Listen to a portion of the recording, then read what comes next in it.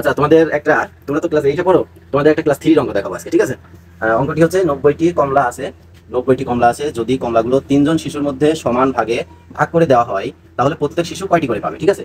এই অঙ্কটা আমি এখানে কয়টা নিয়মে করেছি? তিনটা নিয়মে করেছি, ঠিক আছে? এর ভিতরে এটা হচ্ছে কমলা আছে 90টি, 3 জন শিশুকে সমান ভাগে ভাগ করে দিলে প্রত্যেকে পাবে এত ভাগে এত 30টি, ঠিক আছে? অঙ্কটা কি ভুল? আচ্ছা এই অঙ্কটি ভুল না, এটা কি ভুল? 3 জন পায় 90টি, এটা হচ্ছে ঐকিক নিয়ম, ঠিক আছে? আচ্ছা এই যে নিচে এই যে ক ধরে করা, এটা কি ভুল? তোমাদের কাছে সহজ মনে আছে কোনটা?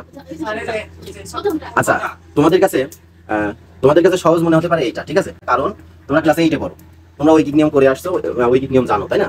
মনে করো একটা ক্লাস 3 এর স্টুডেন্ট, তোমরা যদি মনে করো ক্লাস 3 এর স্টুডেন্ট, তাহলে এই যে 3 জন পায় 90টি এই কথাটি ধরতে গেলে তোমাদের এই গল্পের ভিতরে কি এই কথাটি কোথাও আছে?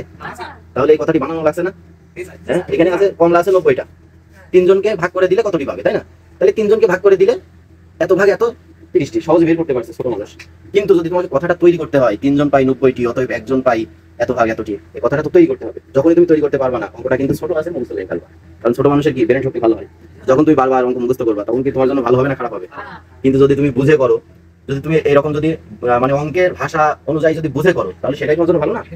হ্যাঁ, তোমাকে যদি আরো শর্টকাটে করাই যে এই নিয়মে আর কি, যদি আমি মনে করি প্রত্যেকে পাই কটি, শর্ত মতে 3 ক সমান তাহলে 90টি, অতএব ক সমান হচ্ছে ক মান 30, অতএব নির্ণয় 30টি, এরকম যদি আমি শর্টকাটে করাই এটা কি ছোট মানুষের জন্য যাবে?